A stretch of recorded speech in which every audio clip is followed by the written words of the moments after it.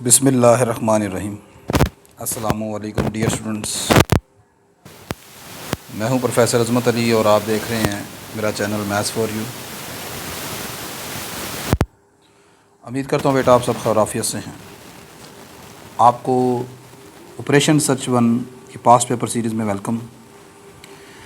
आज के लेक्चर में हम यूनिवर्सिटी ऑफ द पंजाब की तरफ से जो लास्ट ईयर पेपर 2023 में आ चुका है ऑपरेशन सर्च वन का, उसके ऊपर डिस्कशन करने जा रहे हैं। तो आज के लेक्चर में हम क्वेश्चन नंबर 1 का जो फर्स्ट पार्ट है उसके ऊपर डिस्कशन करेंगे।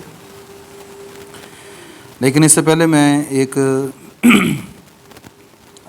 आपको सजेशन ही देना चाहूँगा, अदरवाइज़ जैसे आप बेहतर समझते हैं।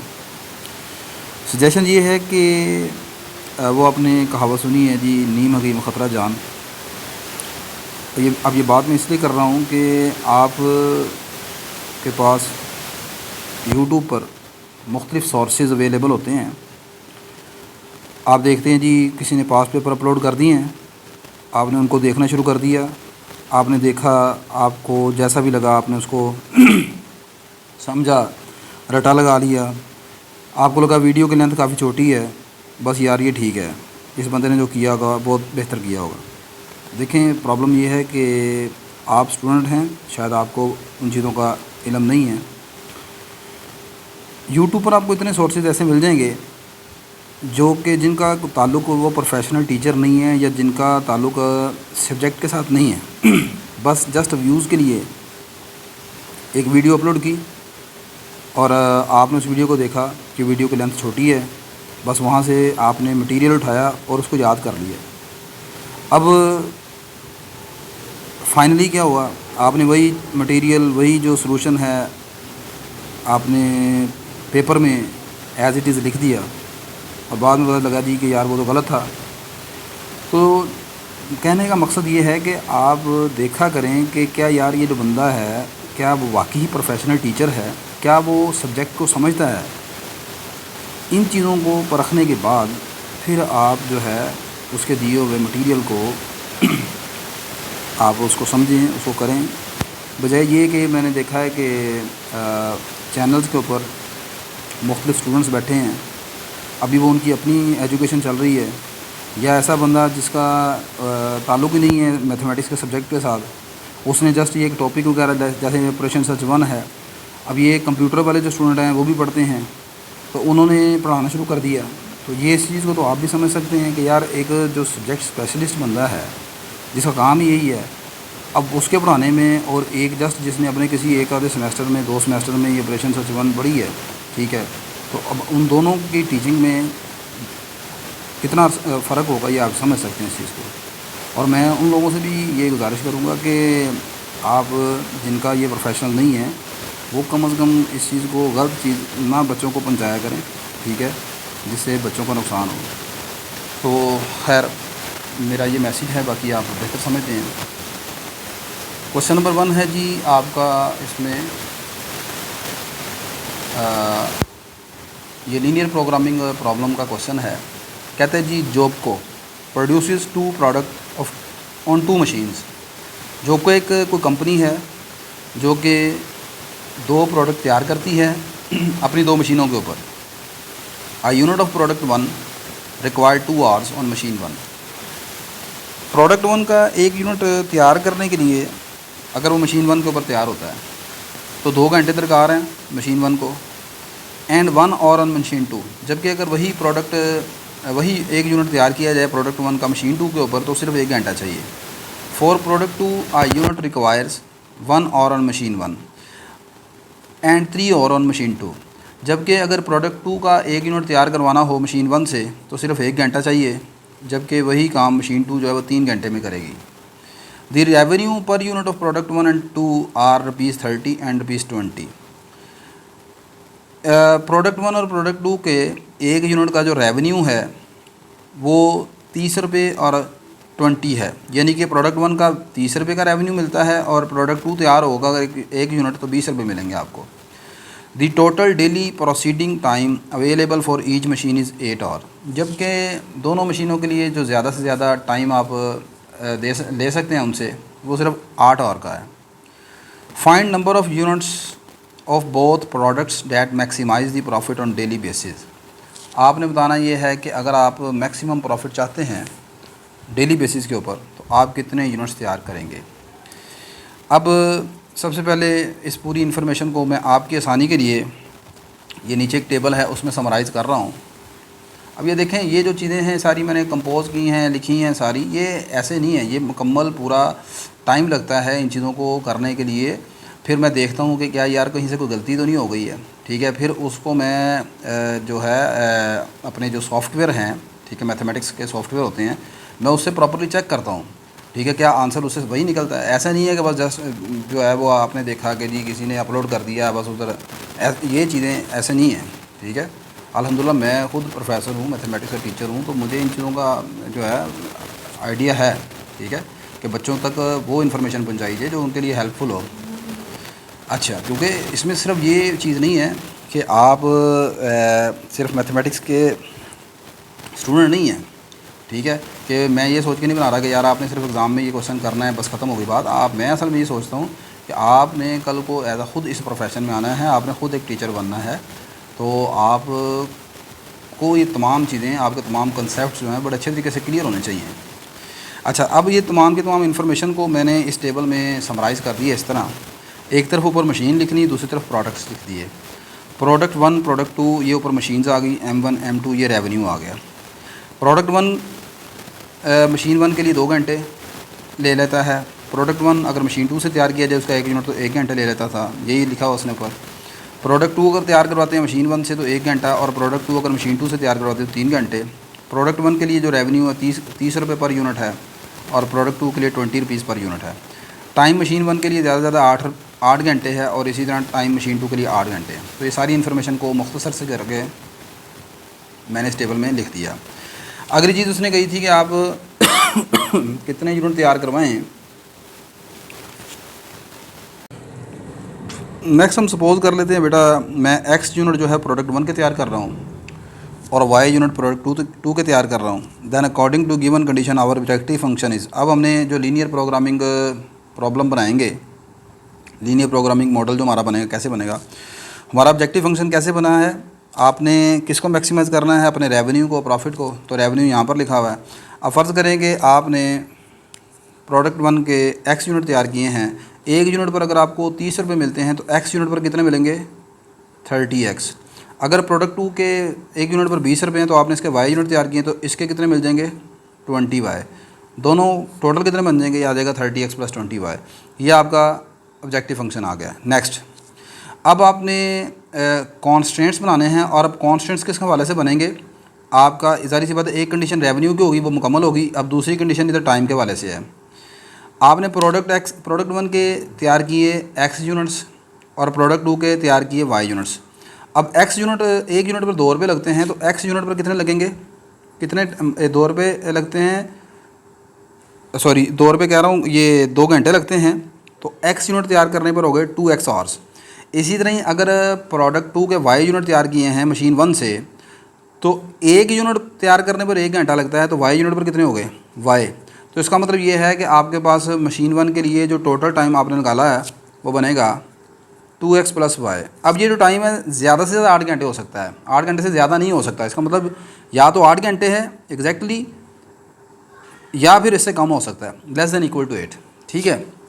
इन दी सिमिलर वे आप जब मशीन 2 की बात करेंगे तो X यूनिट प्रोडक्ट 1 के तैयार किए तो 1 यूनिट पर 1 घंटा लगता है, तो X यूनिट पर हो गए X आवर्स।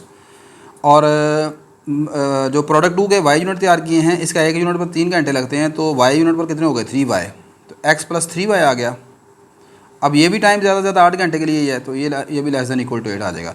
ठीक है। वेयर आपके पास जो नंबर ऑफ़ यूनिट्स हैं वो दोनों पॉजिटिव हैं, दिस इज़ >= नॉन नेगेटिव है, >= 0 हो गया। ठीक है। तो ये आपके पास हमारा ऑब्जेक्टिव फंक्शन है, आ गया अंडर दी कॉन्स्टेंट्स। ये पहला कॉन्स्टेंट आ गया, ये दूसरा कॉन्स्टेंट आ गया। यही चीज़ मैं आगे लिख रहा हूँ।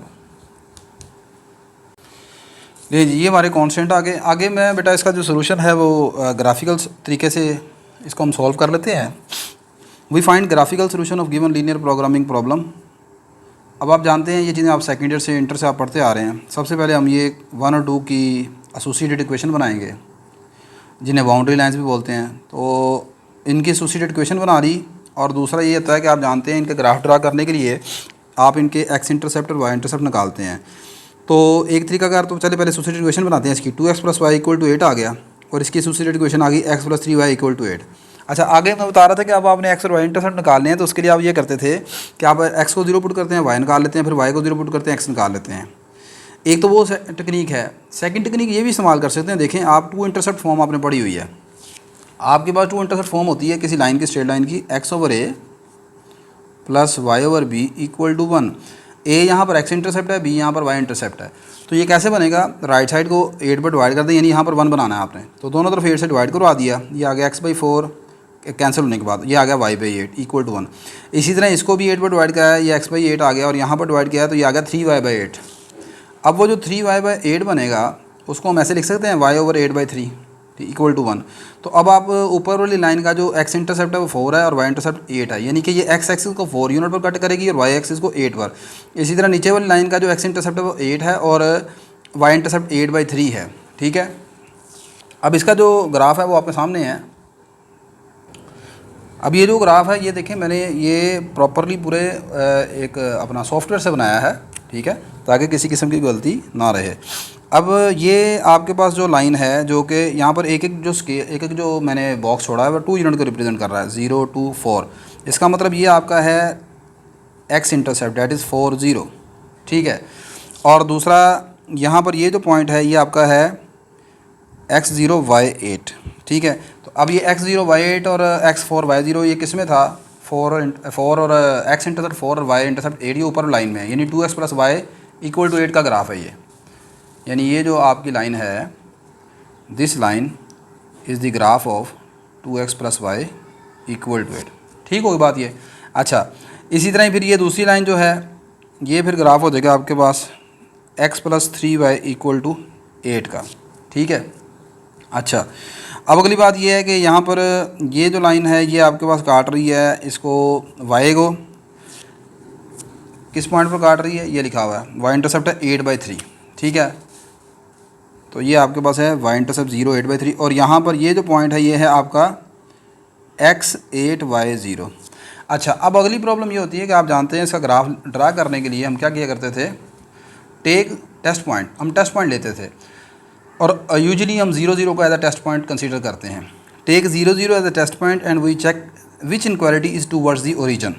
We can check that 0 0 satisfied both inequalities, so graph is towards the origin as shown in figure below. ठीक है, यानी ये सॉरी लाइन ये ऊपर आनी थी, फिगर बिलो नहीं, यानी ऊपर फिगर अबव, या ये ऊपर असल में मैंने लिखा हुआ था। अच्छा, अब कहाँ गया है मैंने? मेरे पास ये दोनों इनक्वालिटीज़ हैं, आपने यहाँ पर टेस्ट पॉइंट रखा 0 0। आप जानते हैं आप टेस्ट पॉइंट कैसे चेक करते हैं? x को 0 यहाँ पर पुट करते हैं, y को 0 यहाँ पर पुट करते हैं, यह आ जाएगा 2 × 0 + 0 <= 8। ये फाइनली आ गया 0 <= 8। अब ये बात ट्रू है, ये फॉल्स है कि 0 8 से छोटा होता है, तो ये बात ट्रू है।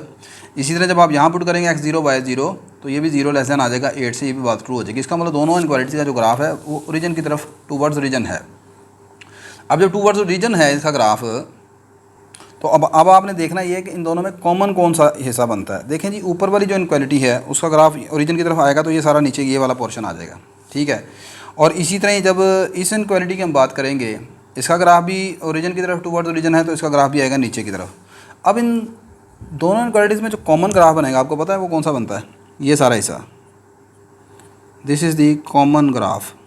ठीक है, ये दोनों का कॉमन आ जाएगा, और that is also called feasible region. ठीक है, अब ये फिजिबल रीजन, इसका नाम हम रख लेते हैं, ये ओरिजिन O आ गया, इस पॉइंट का नाम हम A रख लेते हैं, ये इनकी पॉइंट ऑफ इंटरसेक्शन आ गई, इसका नाम B रख लेते हैं, और ये पॉइंट आ गया C के बराबर। ठीक है, और इसी फिजिबल आगे आप लिख सकते हैं कि so graph is toward the origin as shown in the figure. Further here point of intersection लगा लेते हैं, and OABC is our feasible reason.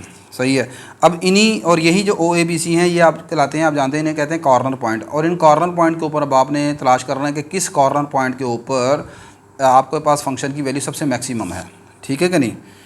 क्या किया है, ग्राफ शेड कर लिया, ये फिजिबल रीजन आ गया OABC, ये 4 कार्बन पॉइंट आ गए OABC, इन चारों में से किसी एक के ऊपर अब आपका फंक्शन जो है मैक्सिमम वैल्यू रखेगा, वो चेक करना है अब आपने। नेक्स्ट मैंने इन दोनों लाइंस के पॉइंट ऑफ इंटरसेक्शन मालूम करनी है। ये आगे 16/5 8/5 ये पॉइंट ऑफ इंटरसेक्शन कैसे मालूम करते हैं आप जानते हैं, इन दोनों को साइमल्टेनियसली मैंने सॉल्व किया इन क्वेश्चंस को। यहाँ से y की वैल्यू निकाल लें, आप दूसरी में पुट कर लें, ठीक है, फिर x और y के लिए सॉल्व कर लेंगे, ये पॉइंट आ जाएंगे। और ये जो पॉइंट ऑफ इंटरसेक्शन निकला है ये आपके पास कौन है, ये पॉइंट B है, ठीक है, जहाँ पर दोनों लाइनें एक दूसरे को इंटरसेक्ट कर रही हैं। अब अगली चीज़ ये है कि next we find optimal solution. Optimal solution मालूम करने के लिए ये आप टेबल बना लें, ये हमारे कॉर्नर पॉइंट आ जाएंगे, ठीक है, जिसमें आपके 4 कॉर्नर पॉइंट है, मैंने बताया आपको। पहला ओरिजिन है, फिर A है, फिर B है, फिर C है, ठीक है, चारों। इसलिए ये पहले क्वाड्रेंट में ही आपने ग्राफ लेना है, क्योंकि आपने नॉन नेगेटिव जो रिस्ट्रिक्शंस लगाई हैं, नॉन नेगेटिव रिस्ट्रिक्शन किसे बोलते हैं, ये जो x और y greater than equal to 0 है, these are called the non negative restrictions, या डिसीजन वेरिएबल भी बोलते हैं इन्हें, ठीक है, इनकी वजह से है। तो ओरिजिन के कोऑर्डिनेट 0 0, A के कोऑर्डिनेट हो गए 4 0, ये आ गया मेरा।